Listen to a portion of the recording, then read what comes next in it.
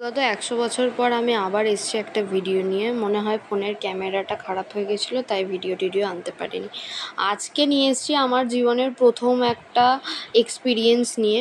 মানে আমি হচ্ছে এমন একটা মানুষ যে মেকআপ থেকে প্রায় 4-5 হাত দূরেই থাকি। বাড়িতে একটা ডেট ওভার লিপস্টিক আছে, যেটা ইউজ করি, আর কোথাও যাওয়ার হলে পূজার থেকে লিপস্টিক ধার করে পরে যাই। বাকি কাজটা মানে আমাকে যদি ফর্সা দেখায় সেটা ফোনের ফিল্টার। ফোনটা ওই জন্যই একটু ভালো ক্যামেরাওয়ালা কিনেছি, যাকে জাস্ট মজা করছিলাম। তো আজকে আমি অ্যাজ এ মডেল, মানে মেকআপ মডেল হিসাবে গেছিলাম বৌদির সাথে। এটা হচ্ছে আমাদের পাড়ার একটা বৌদি, ওর মেকআপ ক্লাসের একটা হালদি লুকের ড্রেমো ছিল, সেই জন্য বৌদি আমাকে চুজ করেছিল।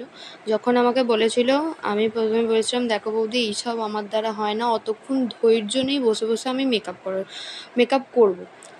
বৌদি অনেক রিকোয়েস্ট করার পরে আমি রাজি হই। দেখতেই পাচ্ছ ওখানে প্রথমে আমার চুলটাকে নিয়ে কী করা হলো, তারপর মুখে আমার এই বাঁদরির মতো মুখে কী সব লাগিয়ে দিল আমি জানি না।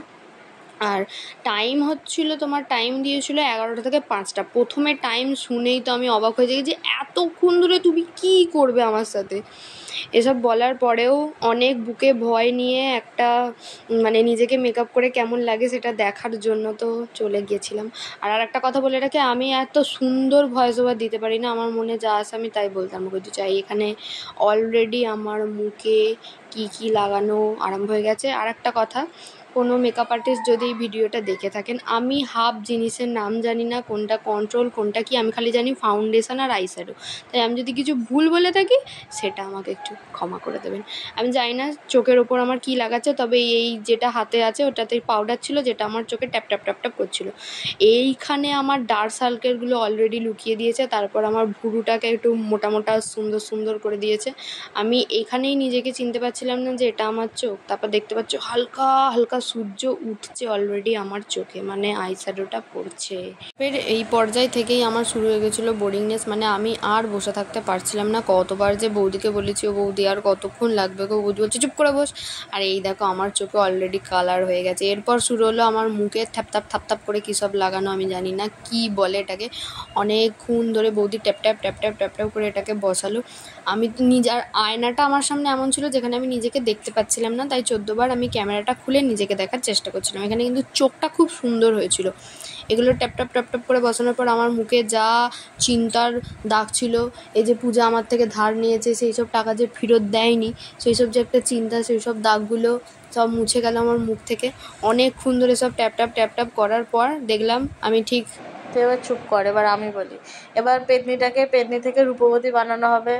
কি বকে যাচ্ছিস তুই? কোথাও চুপ করে বসতে পারিস না? এবার ওর স্কিন টোন অনুযায়ী বৌদি আমাদের ক্রিম, ফাউন্ডেশন, যদিও সব মিক্স করছে। এবার ওর মুখে ঠ্যাপ করে ঠুসে দেবে। বল তুই কিছু এই ব্যাপারে? তোর এই যে পেতনি মার্কা মুখটাকে ঠ্যাপ করে ঠুসে এইসব বাজে কথা বাদ দিন, এবার আমার কথা শুনুন। এত কিছু মুখে মাখানোর পর অলরেডি আমার মুখটা ফর্সা হয়ে গেছে। তারপরেও দেখলাম বৌদি কি আদা রসুন কি সব ওখানে মিক্সিং করছে আবার আমার মুখে লাগানোর জন্য। আমি বৌদিকে বললাম, বৌদি তোমার মুখ তো অলরেডি সাদা হয়ে গেছে, তুমি আবার কি করছো?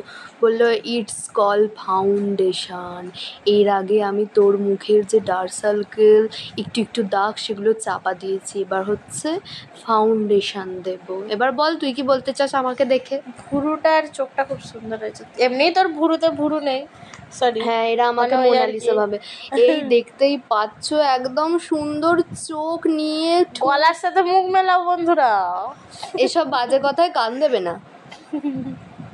তারপর এই যে কেন আমি নিজেকে এতবার দেখেছি আমি জানি না। তারপর চলে এলো আমাদের টিফিন টাইম। তুই তো এটার জন্যই গেছিলি? হ্যাঁ, মেন কথা আমি এটার জন্যই গেছিলাম। আর আশেপাশের লোকেরা কি খাচ্ছিল যেন, কেক খাচ্ছিল, বিস্কুট খাচ্ছিল, তরমুজ খাচ্ছিল, কিন্তু আমি তো ভাই বাঙালি আর বৌদিও বাঙালি, আমরা জমিয়ে মুড়ি খেয়ে নিলাম।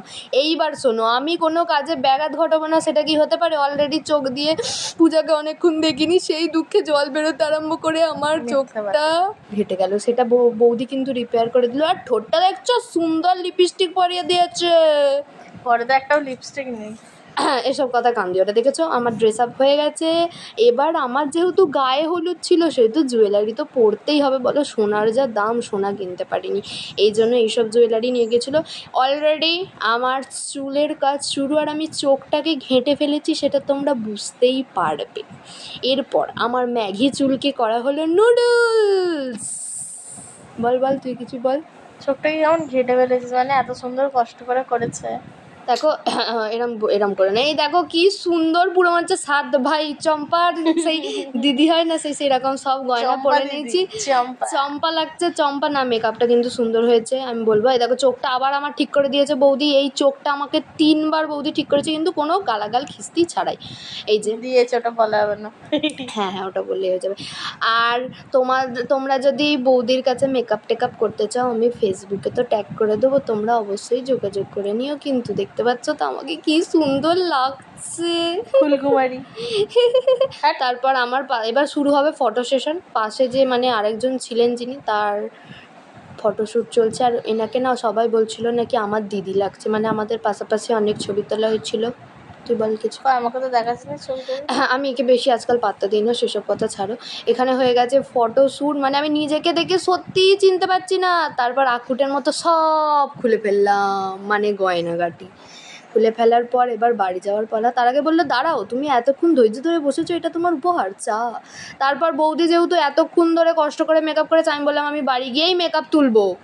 তাই আমি আমাদেরকে দেখানোর জন্য মেকআপটাকে কষ্ট করে ধরে এনেছি। কষ্ট করে নয়, নির্লজ্জ বেহায়ার মতো আমি এই শাড়ি মেকআপ নিয়ে রাস্তা দিয়ে ধ্যারাং ধ্যারাং করতে করতে চলে এলাম। এইবার আসবে আসল মজা। এইবার দেখো আমার এই যে ফুলকুমারী মুখ থেকে আবার বাদরি মুখে আমি কি করে যাই। দেখো এইসব অহেতুক শব্দতে তোমরা কান দেবে না, যেটা ন্যাচারাল বিউটি সেটাকে তো রাখতেই হবে না। এর মধ্যেখানে হাসছে, আমি এগুলো কিন্তু পছন্দ করছি না।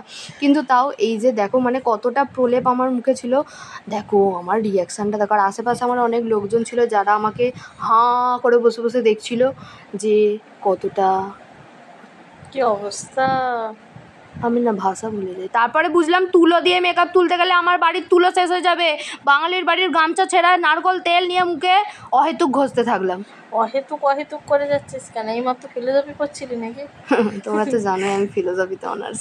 ওসব আবার নিজের প্রমোশন করে দিল, নিজের করে দিল। দেখো তোমরা কেউ যদি ফিলোসফি পড়তে চাও আমার সাথে অবশ্যই যোগাযোগ করো।